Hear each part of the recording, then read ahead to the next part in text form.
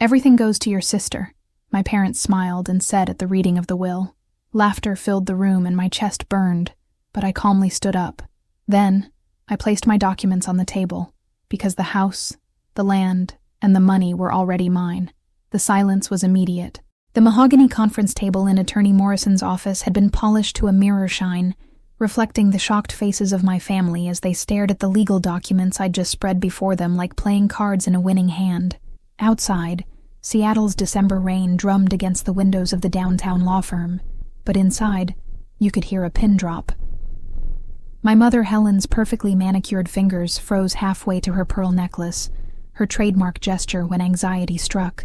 My father Robert's face had gone the color of old parchment, his confident smile dissolving as he read the property deeds bearing my name. But it was my sister Sophia's reaction that I savored most. Her emerald eyes, usually sparkling with entitled mischief, now wide with something approaching terror. Maya, Attorney Morrison cleared his throat, clearly as bewildered as everyone else in the room. I'm not sure I understand. These documents appear to show that I've owned the Bellingham estate for 3 years, I said quietly, my voice cutting through the tension like a blade through silk. That the family trust fund has been under my control for 2 years. That the vacation home in the San Juans has been in my name for 18 months. Sophia finally found her voice, though it came out as a strangled whisper. That's impossible. You don't have that kind of money. You work at a nonprofit. I smiled at my younger sister, this beautiful, spoiled creature who had been the center of our parents' universe for 28 years. I work at a nonprofit now, Sophia, but I didn't always. The truth was, I'd been preparing for this moment for 5 years, ever since I'd discovered what my sister had been doing behind our parents' backs. Ever since I'd realized that Robert and Helen's golden child, their precious angel who could do no wrong, was systematically destroying everything our family had built over 3 generations. Maya, sweetheart, Mom's voice trembled as she reached across the table toward me. I don't understand. How did I manage to purchase millions of dollars in family assets without any of you noticing? I completed her question. It's amazing what people don't see when they're not paying attention. Dad's lawyer instincts finally kicked in, and he leaned forward with the aggressive posture that had made him one of Seattle's most feared litigators. Maya, if you've somehow manipulated or defrauded, I've done nothing illegal, Dad. Every transaction was legitimate. Every purchase was fair market value. Every transfer was properly documented. I gestured to the papers spread across the table.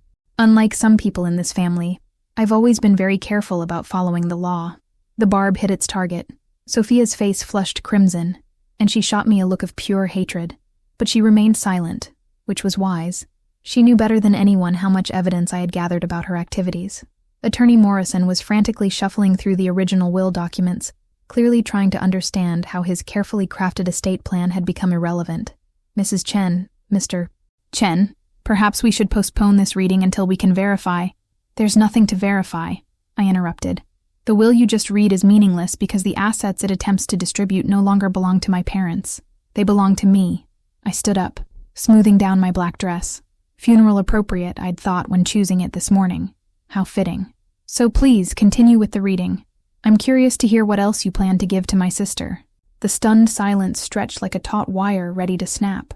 I watched my family's faces cycle through disbelief, confusion, and dawning horror as they began to grasp the magnitude of what I'd revealed. The rain outside grew heavier, matching the storm brewing in this elegant conference room. Maya, this is insane, Sophia finally exploded, her composure cracking like expensive veneer. You can't just steal our family's entire fortune. I didn't steal anything, I replied calmly, settling back into my leather chair. I purchased assets that were being offered for sale by their legal owners. The fact that you weren't paying attention to those transactions is your oversight, not my theft. Dad's face had progressed from pale to a dangerous shade of red. When? When did we supposedly sell you our property?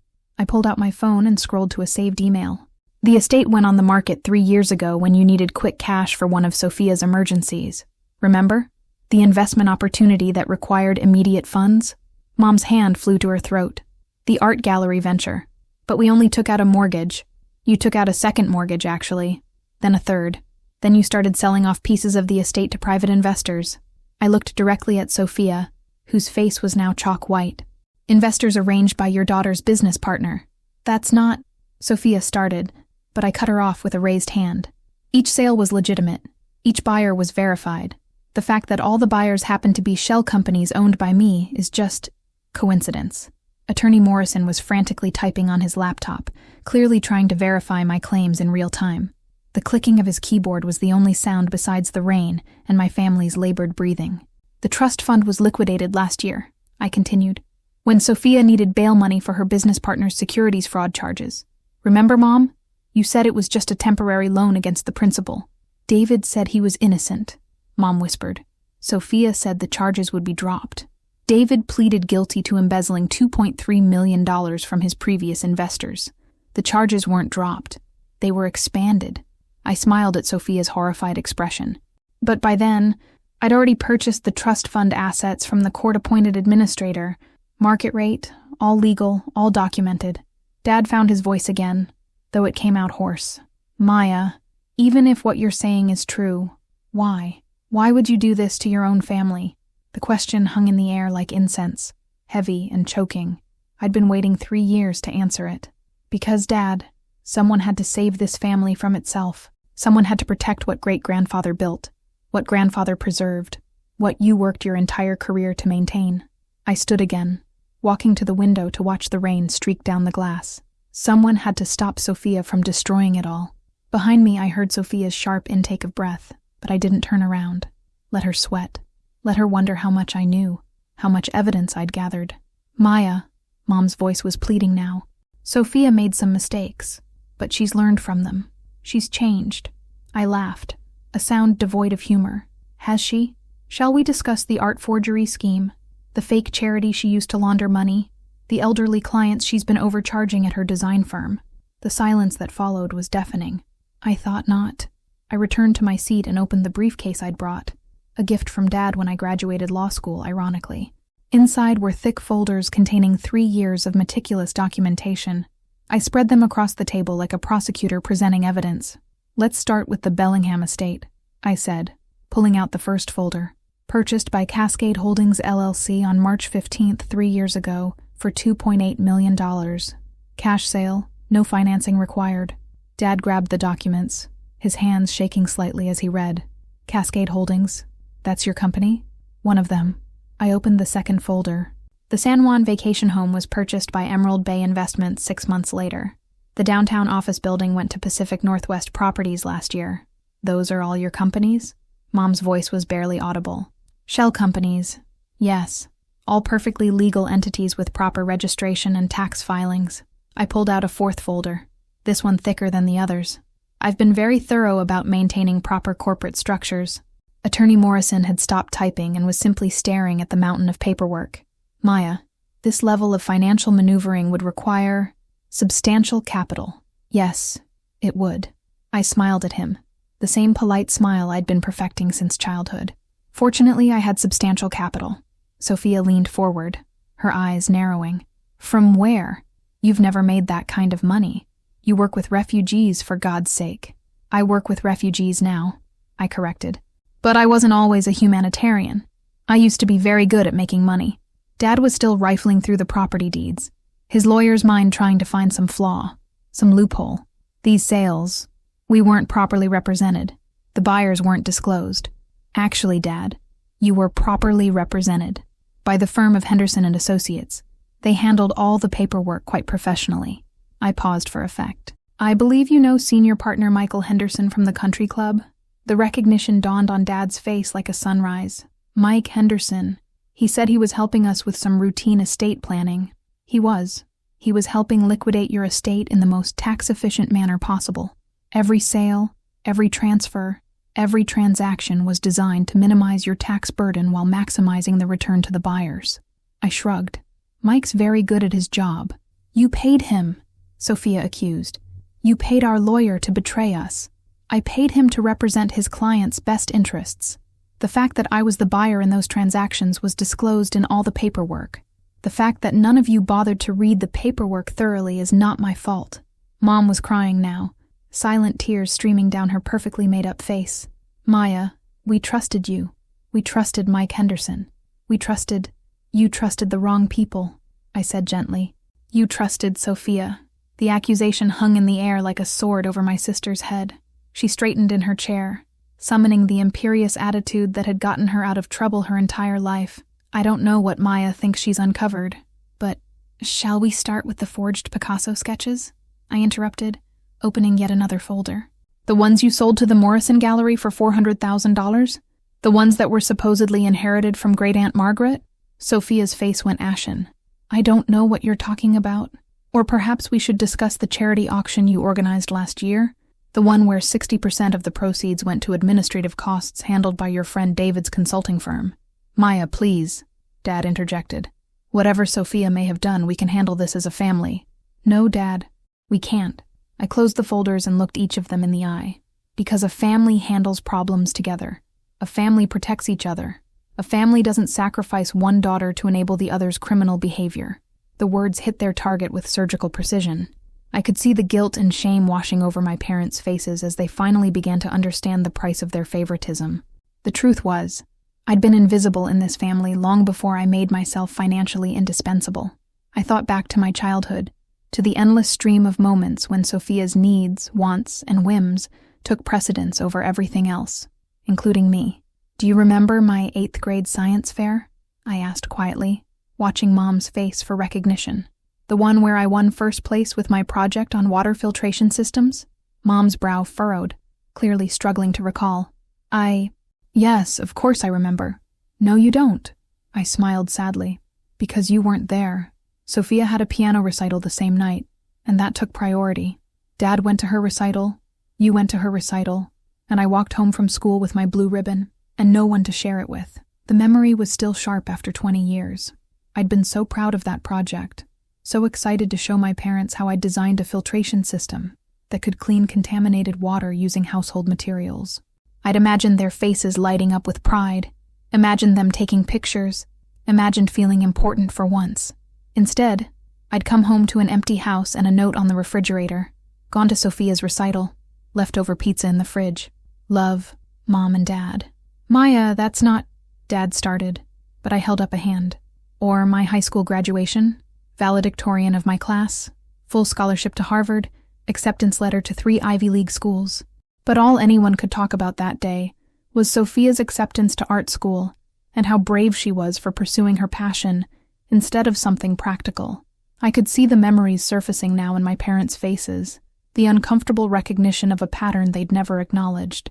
Or when I graduated summa cum laude from Harvard Law, youngest partner ever at Morrison, Bradley & Associates. But that was the same month Sophia got engaged to her first husband, so the family celebration was for her engagement party. Maya, we were proud of you, Mom protested weakly. We've always been proud of your achievements. Were you? Because I don't recall a single achievement of mine that wasn't overshadowed by something Sophia needed or wanted or was celebrating. I pulled out my phone and scrolled through old photos. Look at the family Christmas cards over the years. Count how many feature Sophia front and center versus how many show me at all. They looked, and I could see the dawning horror on their faces as they recognized the visual evidence of their favoritism. Card after card featuring Sophia's latest accomplishments, her latest boyfriend, her latest venture. Me relegated to the background, if I appeared at all. By the time I was 25, I was making more money than Dad ever had in his best year. By 30, I was considered one of the most promising corporate lawyers on the West Coast. But none of that mattered, because Sophia needed another bailout, another rescue, another chance to prove herself. Sophia had been silent during this recitation, but now she spoke up. Maya, I never asked you to... You never had to ask. Mom and Dad did the asking for you. Every phone call, every family dinner, every conversation somehow became about how we could all help Sophia through her latest crisis. I stood and walked to the window again, needing the distance. Do you know what it's like to watch your parents mortgage their future to fund your sister's mistakes?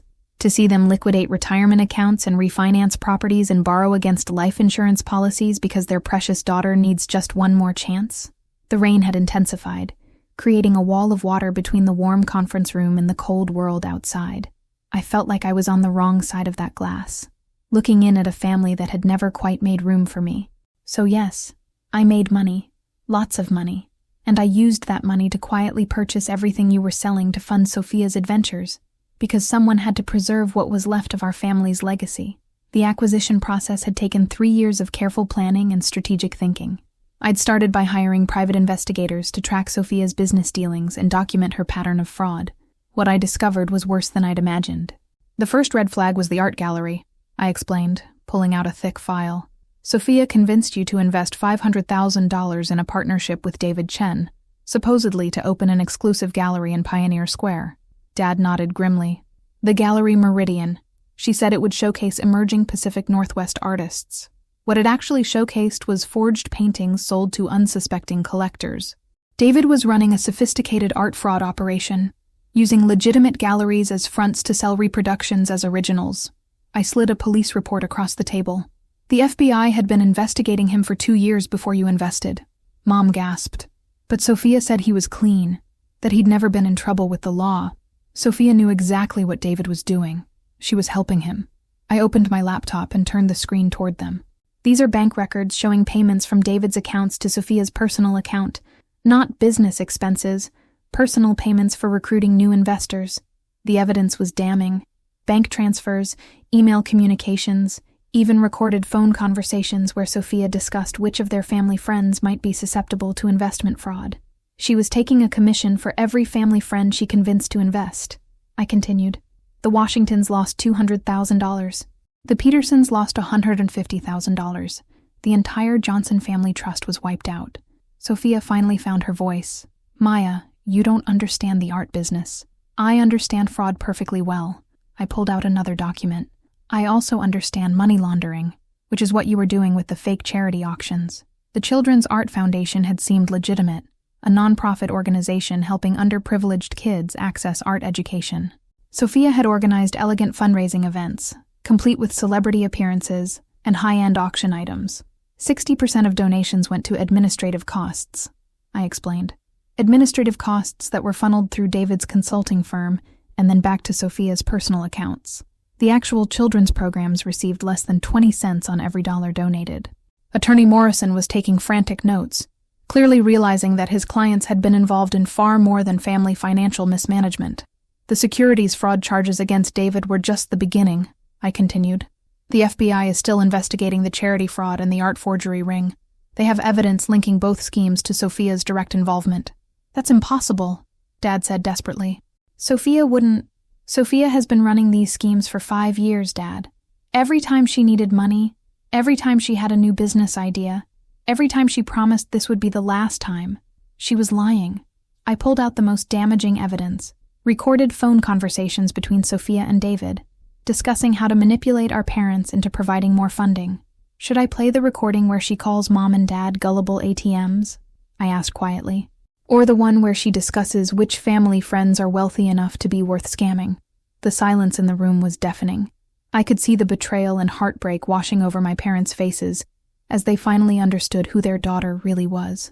Every dollar you gave her, every property you mortgaged, every asset you liquidated, it all went to fund criminal enterprises. And when the law finally caught up with David, Sophia would have been charged as a co-conspirator. Would have been, Mom whispered. The FBI's investigation hit a dead end when David's financial records were subpoenaed.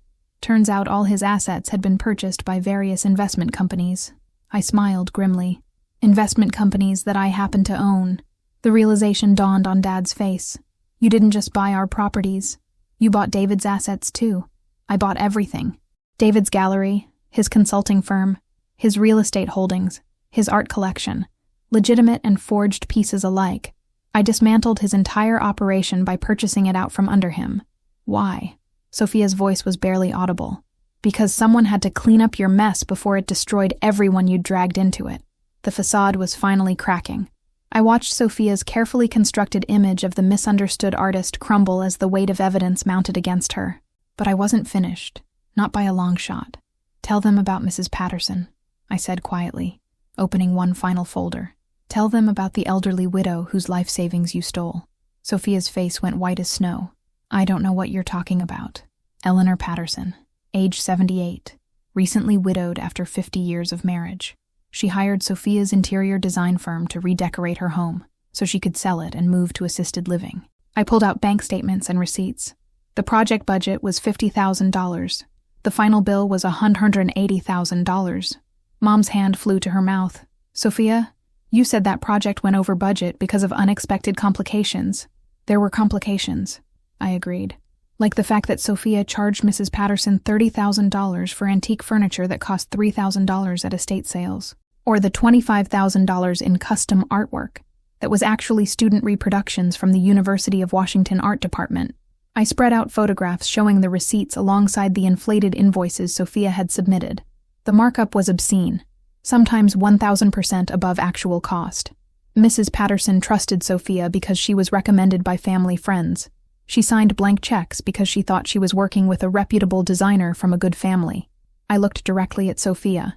She emptied her entire retirement account to pay for renovations that should have cost a fraction of what you charged her. But the work was completed, Sophia protested weakly. She got her money's worth. She got particle board furniture painted to look like antiques, prints passed off as original paintings, and labor performed by undocumented workers paid under minimum wage. I pulled out photographs of the finished work. The house sold for $50,000 less than expected because buyers could see the poor quality of the renovations. Attorney Morrison looked sick. This is fraud on multiple levels: misrepresentation, price manipulation, potentially elder abuse. Mrs. Patterson ended up in a state-funded nursing home because she couldn't afford the assisted living facility she'd planned on, I continued.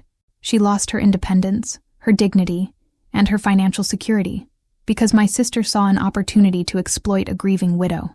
The room fell silent, except for the sound of Mom crying. Dad sat frozen, staring at his younger daughter, as if seeing her for the first time. There are others, I said softly. The Martinez family, who trusted Sophia to help them design their daughter's quinceañera. The budget was $10,000. The final cost was $35,000, all charged to credit cards Sophia convinced them to open with her as an authorized user. Or the Williams family, who hired Sophia to design their disabled son's accessible bathroom. She charged them $40,000 for $15,000 worth of work, most of which wasn't even properly installed. The family is still dealing with water damage from faulty plumbing. Each revelation hit my parents like a physical blow. I could see their world reorganizing itself around this new understanding of who their precious daughter really was. Maya, Sophia's voice was desperate now. You're making this sound worse than it is. Business is complicated. Sometimes costs escalate. Business doesn't involve stealing from elderly widows, Sophia. Business doesn't involve defrauding families who trust you with their most important celebrations. Business doesn't involve taking advantage of people's disabilities to line your own pockets. I closed the folders and looked at my family, broken, shattered, finally seeing the truth they'd avoided for so long. This is who you chose over me.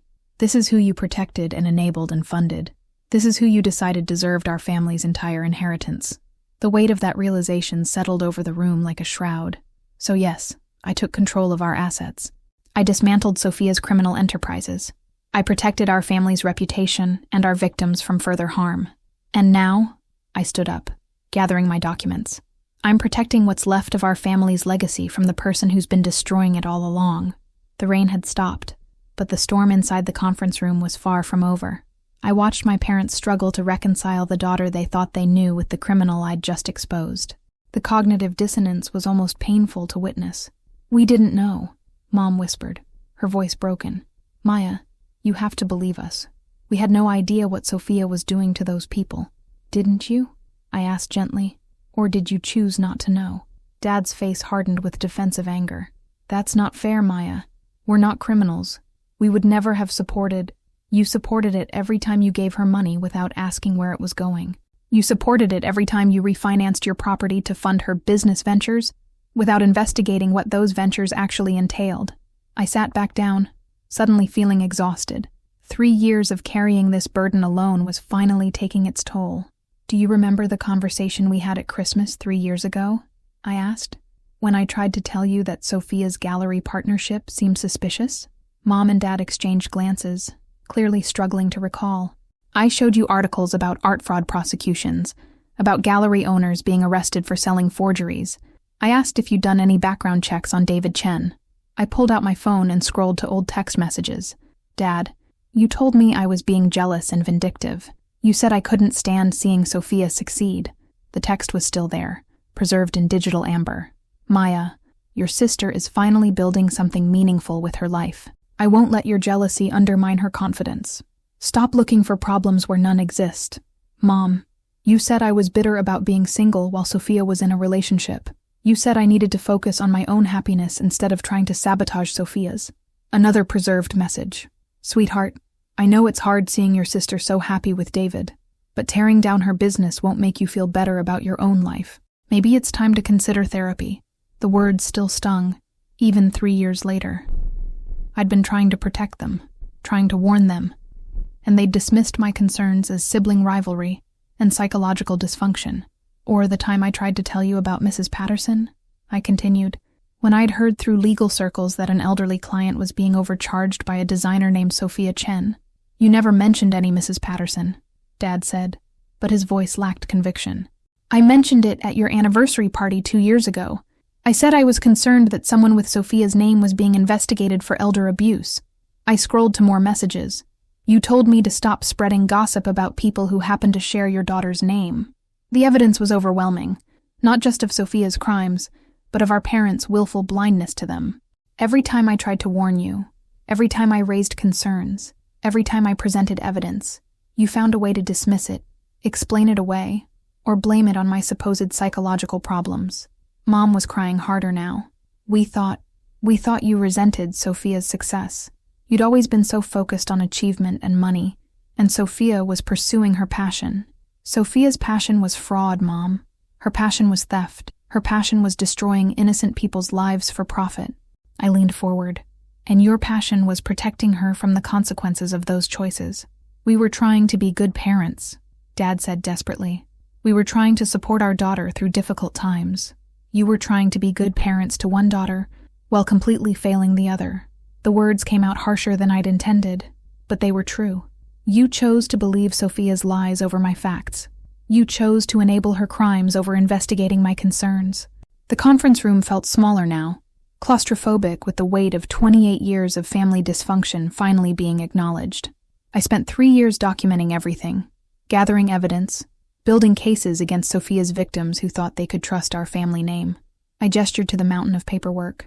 3 years of cleaning up messes you refused to see, protecting people you refused to help, preserving a reputation you refused to safeguard. Why? Mom asked through her tears. Why didn't you just walk away? Why didn't you let us face the consequences? The question hung in the air, heavy with implication and possibility. Because despite everything, you're still my family. And family protects each other, even when that protection isn't appreciated or acknowledged. The truth was more complicated than revenge or justice or even family loyalty. I stared out at the Seattle skyline, gathering the courage to reveal the deepest reason for my 3-year campaign to save our family from itself. There's something else, I said quietly. Something I discovered 2 years ago that changed everything. I pulled out a medical file from the bottom of my briefcase. Documents I'd hoped never to share. Secrets I'd planned to carry alone. Mom, do you remember when you had that health scare? The tests, the worry, the waiting for results? Mom's face went pale. The cancer screening. But it was negative, Maya. False alarm. It wasn't negative. I opened the file and slid the lab results across the table. You have early-stage ovarian cancer. Dr. Morrison recommended immediate surgery and chemotherapy. The words hit the room like a bomb. Dad grabbed the papers with shaking hands while Mom stared at me in shock. That's impossible, Mom whispered. Dr. Morrison said the tests were clear. Dr. Morrison told me the truth because I was listed as your emergency contact when you didn't respond to his follow-up calls. I pulled out more documents. You missed 3 appointments, Mom. 3 critical appointments because you were busy dealing with Sophia's latest crisis. The timeline was heartbreaking. Mom's cancer diagnosis had come the same week that Sophia was arrested with David. Instead of focusing on her health, Mom had spent those crucial days arranging bail, hiring lawyers, and managing the family's embarrassment. I've been coordinating your treatment secretly for 2 years, I continued. The spa weekends you thought you were taking? Those were chemotherapy sessions. The nutritionist I hired for you? She's an oncology nurse. The vitamins I've been bringing you? Prescription medications. Dad was reading through the medical records, his face cycling through disbelief, horror, and understanding. Helen, the fatigue you've been experiencing, the weight loss you attributed to stress, were side effects from cancer treatment, I finished. Treatment that's been successful, by the way. The latest scans show no signs of active disease. Mom was staring at me as if I'd just told her the earth was flat. You've been managing my cancer treatment without telling me I have cancer? I've been saving your life while you saved Sophia's reputation. The words came out more bitter than I'd intended. Dr. Morrison said the cancer was aggressive but treatable if caught early. He also said that stress and delay could make it fatal. So you decided to play God? Dad's voice was angry now, defensive. You decided to make medical decisions for your mother without her consent? I decided to ensure she lived long enough to make those decisions for herself. I pulled out another set of documents. I also decided to make sure she'd have the financial resources to afford the best possible care. The new documents showed medical expenses, insurance claims, treatment costs. The numbers were staggering. Hundreds of thousands of dollars in specialized care, experimental treatments, and cutting-edge therapies. Your insurance covered the basics, but the oncologist recommended treatments that weren't covered. Immunotherapy, targeted radiation, experimental drug trials. I looked directly at Mom. All funded by the money I made liquidating assets that you were planning to give to Sophia. The room fell silent, except for the sound of Mom's sobbing and Dad's heavy breathing. Do you understand now? I asked. Every dollar you gave to Sophia, every asset you mortgaged for her schemes, every penny you spent enabling her crimes, that was money that could have saved Mom's life. But you saved it anyway, Mom whispered through her tears. I saved you. I saved our family's reputation. I saved the victims of Sophia's fraud from losing even more. I stood up, suddenly feeling older than my 32 years, and I saved our inheritance from being completely destroyed by criminal liability. Maya, Dad's voice was broken now. We didn't know. If we had known about your mother's cancer, you would have done exactly what you did with every other crisis, found a way to make it about Sophia. The accusation hung in the air like smoke. You would have mortgaged Mom's medical care to pay for Sophia's legal defense. The truth of it was written on their faces. Even now, even knowing everything they knew, they were struggling to prioritize Mom's health over Sophia's criminal problems. That's why I took control. Not for revenge, not for justice, not even for family loyalty. I gathered the medical files. I took control because someone had to make the hard choices about what really mattered. And what really matters? Mom asked quietly. Keeping you alive, keeping our family together, and keeping Sophia from destroying any more innocent people. I had saved the most devastating revelation for last. 3 years of investigation had uncovered not just Sophia's crimes, but a truth so shocking it would redefine everything we thought we knew about our family. There's one more thing, I said, pulling out the final folder. Something I discovered about Sophia that explains everything. Her behavior, her entitlement, her complete lack of empathy for her victims. Attorney Morrison looked up from his notes with weary resignation. What else could there possibly be? The fact that Sophia isn't my sister. The words fell into the silence like stones into still water, creating ripples of shock that spread across the room. Mom's face went dead white, and Dad actually stumbled backward in his chair. What do you mean? Dad whispered. I mean exactly what I said. Sophia is not my biological sister. She's not your biological daughter, Dad. And Mom, I looked at my mother with something approaching pity. She's not your daughter either. I opened the folder to reveal DNA test results, birth certificates, and hospital records that painted a picture none of them were prepared for. 28 years ago, there was a mix-up at Seattle General Hospital. 2 baby girls, born within hours of each other, accidentally switched in the nursery. I pulled out the documentation. One went home with Robert and Helen Chen. One went home with Maria and Carlos Reyes. Mom was hyperventilating now, grabbing at Dad's arm for support. That's impossible. We would have known. Would you? 2 healthy baby girls, similar weight, born to families of mixed heritage in a busy hospital during a shift change. I showed them the hospital incident report, filed 6 months after the births, and then buried in legal settlements. The mistake wasn't discovered until both families requested genetic testing for unrelated medical issues years later. How long have you known? Dad's voice was barely audible. 3 years. I discovered it when I was researching Sophia's background for the criminal investigation.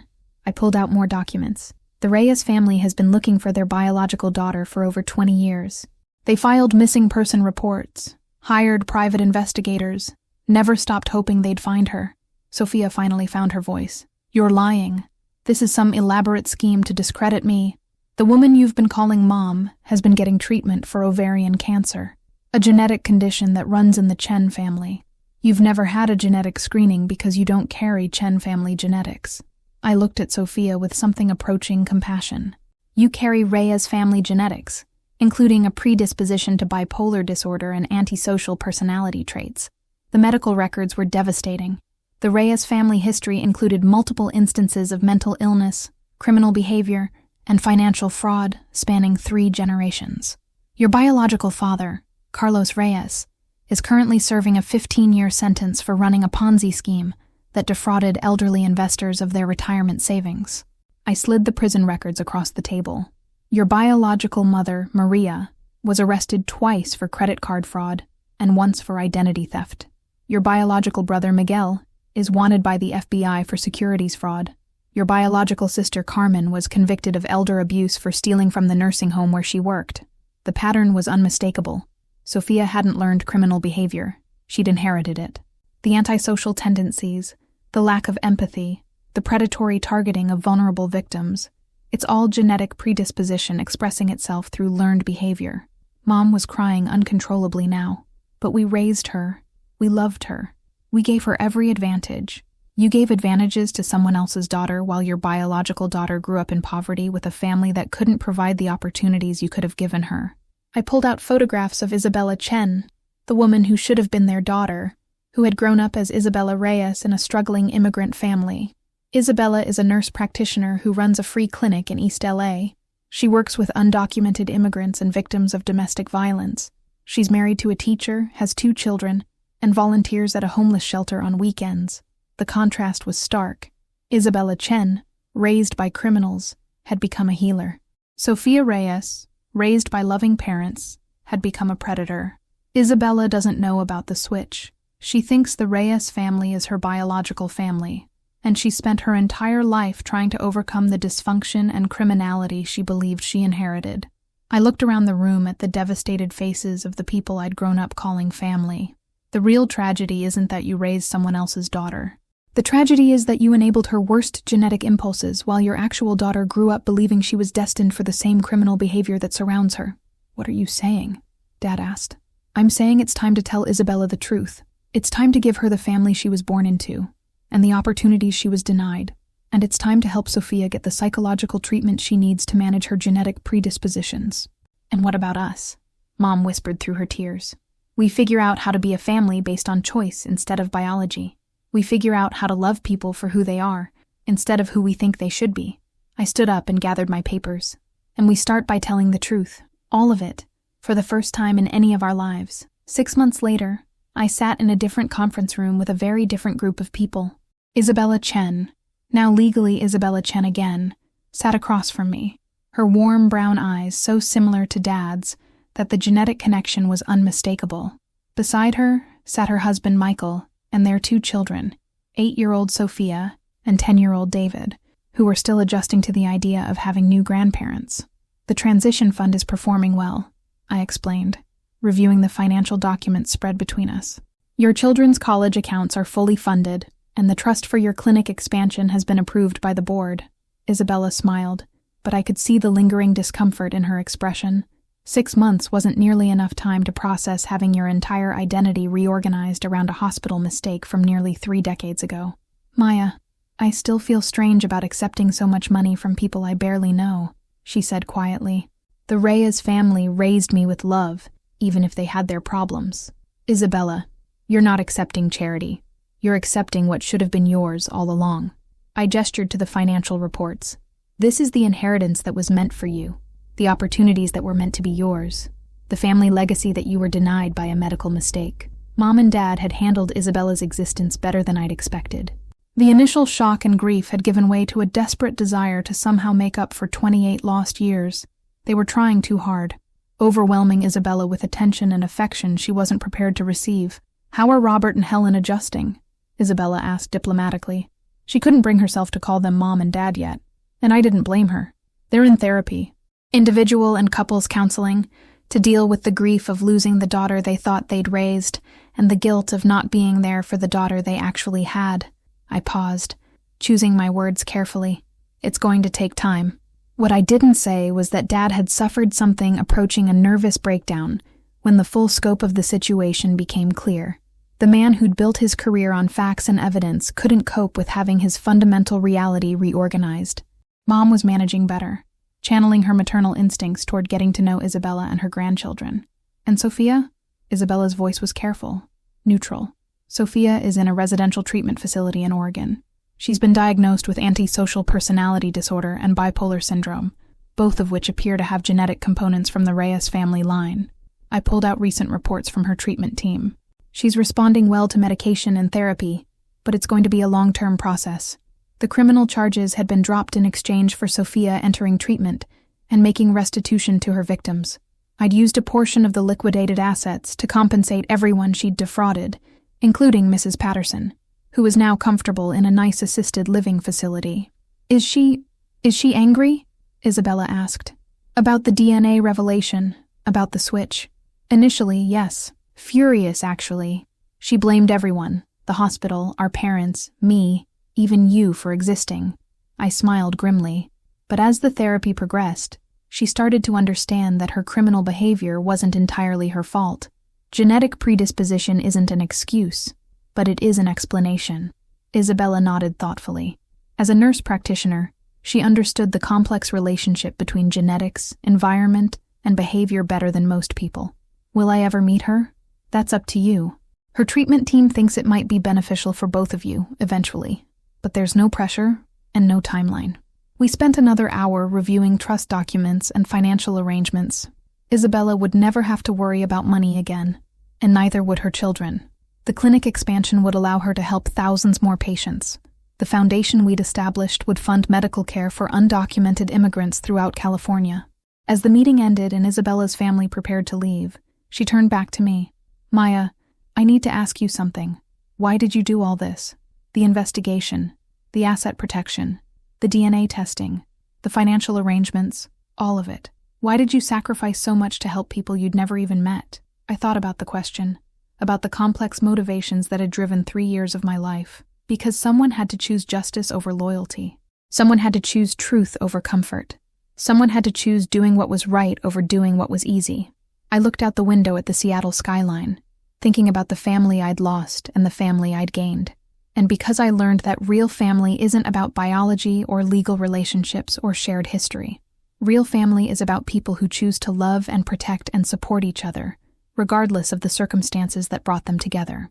Isabella hugged me then, this woman who was my sister by choice rather than birth. Thank you, she whispered, for giving me back my identity and my future.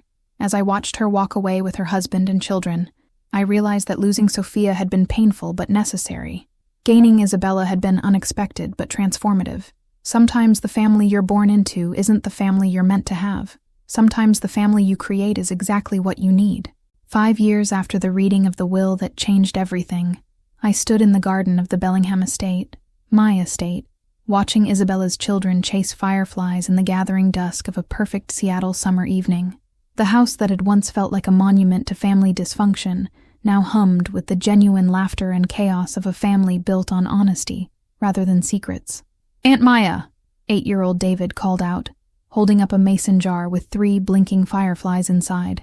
Look how many I caught. That's wonderful, sweetheart, I called back, marveling at how naturally the title Aunt Maya had come to feel. Blood might not have made us family, but choice and time had woven bonds that felt every bit as strong. The evening air carried the scent of Mom's roses. She'd been slowly reclaiming the garden over the past 2 years, channeling her need to nurture into something that could grow and flourish under her care. Her cancer remained in remission, and the combination of early treatment and reduced stress had given her an energy I hadn't seen since my childhood. The quarterly reports came in today, Isabella said, settling beside me on the porch swing that Dad had insisted on installing. The clinic served over 3,000 patients this quarter. The maternal health program alone delivered 47 babies to undocumented mothers who wouldn't have had prenatal care otherwise. I smiled, watching my biological sister, my chosen sister, flip through the reports with the same methodical attention to detail that I recognized from our shared genetics. Isabella had inherited Dad's analytical mind and Mom's nurturing heart, but she'd developed her own strength through years of adversity that none of us had faced. The Foundation Board approved the expansion to Portland, I told her. We'll be able to replicate your clinic model in 3 more cities by next year. It still amazed me how much good could come from the ashes of Sophia's destruction. Every dollar that had been stolen from vulnerable victims had been returned with interest, and the remaining assets were now funding medical care for some of the most marginalized communities on the West Coast. Maya, Isabella's voice grew serious. I got a letter from Sophia yesterday. I tensed slightly. Sophia had been out of residential treatment for 6 months now, living in a halfway house in Portland, and working as a counselor for people struggling with addiction and financial crimes. Her progress had been remarkable, but the relationship between her and the rest of the family remained complicated. What did she say? She wants to meet with all of us. Together. She says she's ready to take full responsibility for what she did, and she wants to try to make amends, not just to us, but to everyone she hurt. I considered this, thinking about the woman who had once been my sister and was now something more complex, a cautionary tale about the intersection of genetics and environment, a reminder that people could change if they were willing to do the hard work of facing their worst impulses. What do you think? I asked. I think, Isabella said carefully, that forgiveness isn't the same as trust, but it might be the first step toward healing. Through the window, I could see Mom and Dad in the kitchen, working together to prepare dinner for our weekly family gathering. Their marriage had survived the revelation about Sophia, the guilt over their favoritism toward me, and the complicated grief of losing one daughter while gaining another. Therapy had helped, but mostly they'd been saved by their shared commitment to doing better, with each other, with Isabella, and even with me. Dad had retired early from his law practice, spending his time now volunteering at legal aid clinics and mentoring young lawyers who wanted to use their skills for social justice. Mom had thrown herself into community organizing, using her social connections to raise money for immigrant rights organizations and women's health clinics. You know what I realized the other day? Isabella said, following my gaze toward our parents. I spent 30 years thinking I was damaged goods because I thought I came from a family of criminals, and they spent 30 years thinking they'd failed as parents because they thought they'd raised a criminal. And now? Now I understand that families aren't defined by the worst thing any member has ever done. They're defined by how they respond when the worst things come to light. The wisdom in her words hit me deeply. I thought about the choice I'd made 5 years ago, not just to expose Sophia's crimes or protect our family's assets, but to fight for the possibility that we could become something better than we'd been. James appeared on the porch, carrying baby Emma, Isabella and Michael's third child, born 2 years ago during a difficult pregnancy that had brought our entire chosen family together in the hospital waiting room. Emma gurgled happily, reaching chubby fingers toward the fairy lights Dad had strung around the porch. "Dinner's ready," he announced. "Helen made that lasagna recipe you love, and Robert's been telling David stories about your law school days again." I laughed, imagining Dad regaling his biological grandson with tales of my academic achievements, the same achievements he'd once overlooked in favor of Sophia's artistic pretensions. Better late than never, I supposed. As we gathered around the dinner table, I looked at the faces surrounding me, Isabella and Michael and their children, who had brought joy and purpose into our lives. Mom and Dad, who had learned to love without conditions and support without enabling. Even the empty chair we kept for Sophia, representing the possibility of redemption and the hope that broken things could be mended. This wasn't the family I'd been born into, but it was the family I'd chosen to create from the wreckage of secrets and lies. It was messy and complicated and sometimes painful, but it was real in a way our original family had never been. "To second chances," I said, raising my glass of wine. "To chosen family. To the courage to tell the truth, even when it changes everything. To Maya," Dad said, his voice thick with emotion, "for refusing to let us settle for less than we could become." As glasses clinked around the table and conversation flowed over shared food, I realized that the story that had begun with an inheritance dispute had become something much larger, a testament to the possibility that families could reinvent themselves, that love could grow from honesty rather than obligation, and that sometimes the greatest gift you can give someone is the truth, no matter how difficult it might be to hear. Outside, the fireflies continued their ancient dance in the gathering darkness, tiny lights flickering against the vastness of the night, fragile and beautiful, and absolutely determined to shine.